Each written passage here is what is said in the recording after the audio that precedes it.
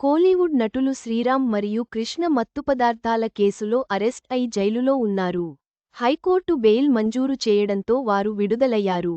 వారి విడుదలకు సంబంధించిన వివరాలు ఇక్కడ ఉన్నాయి.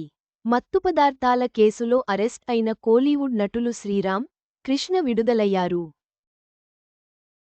మాదక ద్రవ్యాల వాడిని కేసులో నటుడు శ్రీరామ్ను పోలీసులు గత నెల 23వ తేదీన అరెస్ట్ చేసి పులల్ జైలుకు తరలించిన విషయానికి, అదే కేసులో మరో నటుడు కృష్ణను గత నెల 26వ తేదీన అరెస్ట్ చేసిన విషయానికి తెలిసిందే. కాగా పోలీసుల విచారణలో తమ తప్పును అంగీకరించిన ఈ నటులు బెయిల్ కోసం చెన్నై మాదక ద్రవ్యాల నిరోధక విభాగం కోర్టులో పిటిషన్ దాఖలు చేశారు. అయితే ఆ కోర్టు వీరి బెయిల్ పిటిషన్ను కొట్టివేసింది.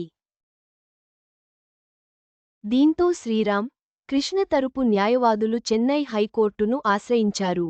వీరి పిటిషన్ను విచారించిన న్యాయస్థానం శ్రీరామ్, కృష్ణకు 2 రోజుల క్రితం నిబంధనలతో కూడిన బెయిల్ను మంజూరు చేసింది.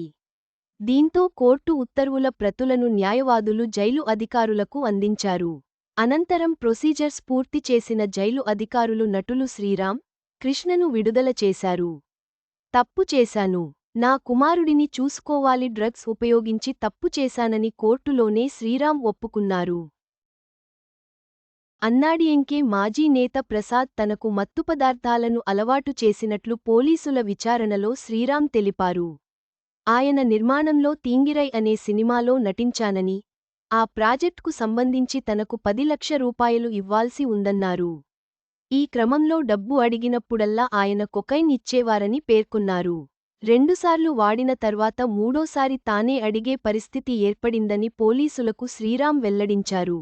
అయితే, తప్పు చేశానని ఆయన ఒప్పుకున్నారు.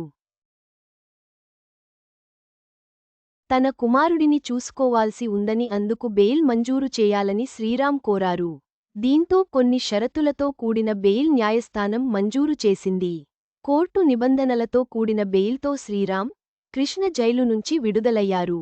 ఈ ఘటన కోలీవుడ్లో తీవ్ర చర్చకు దారితీసింది.